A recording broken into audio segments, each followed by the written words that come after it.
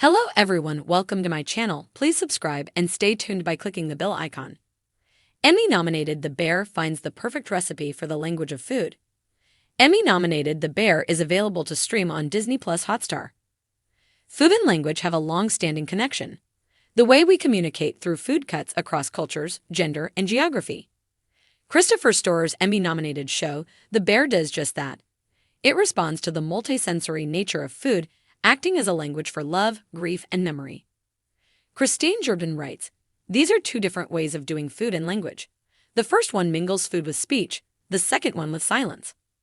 It is precisely this silence that pervades the series as the titular character Carmy, Jeremy Allen White, an up-and-coming chef, willingly chooses to run his family-owned restaurant after his brother Michael, John Bernthal, the previous owner, suddenly dies. The first season navigates the trauma of grief. Not much is said, but Carmy's insistence to turn his deceased brother's sandwich shop into a success underlies the bond they shared over food. In the second season, by opening the new restaurant The Bear, Carmy keeps his brother's legacy alive. It's the semantics of food that keeps the frenetic kitchen drama unbelievably nuanced. In one of the episodes, artfully plated pictures of dishes aid Carmy as his anxiety-induced mind spirals.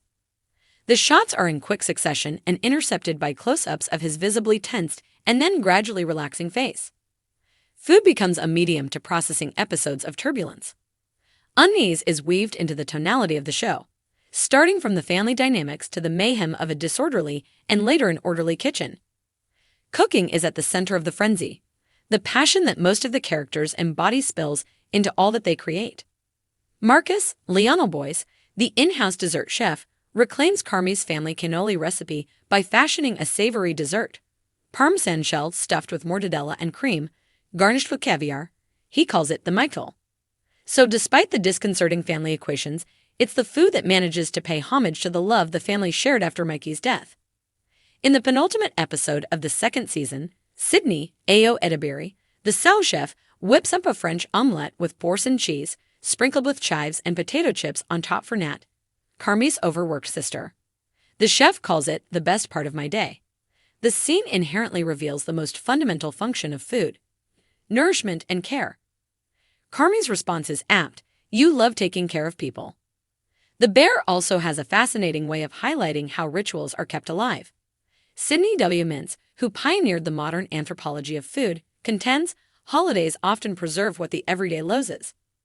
In the Christmas episode of the second season, Carmy's alcoholic mother, Jamie Lee Curtis, attempts to cook the traditional Italian feast of the 7 fishes.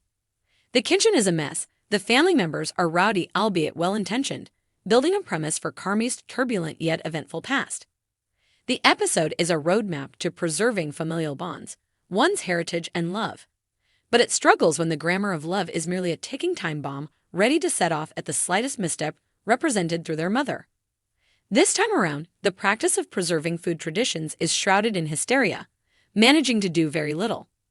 The camera focuses on the unruly nature of its cook, Carmy's mom, which is in sharp contrast to his own meticulous style of cooking.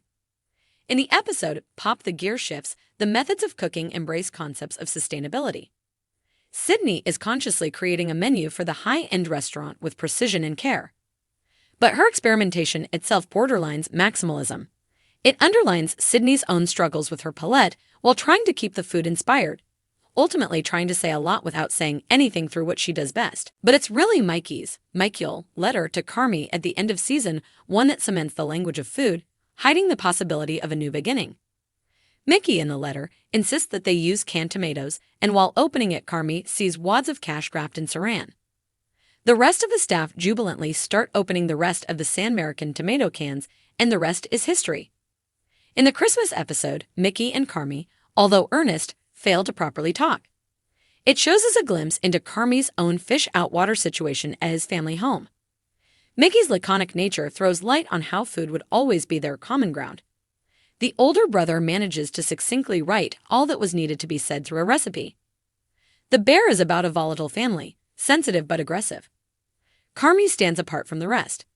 It's their lack of verbal communication that proceeds to find a language in what they do best.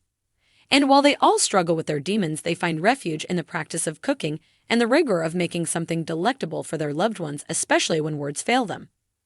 If you like the video, don't forget to like, comment, and share.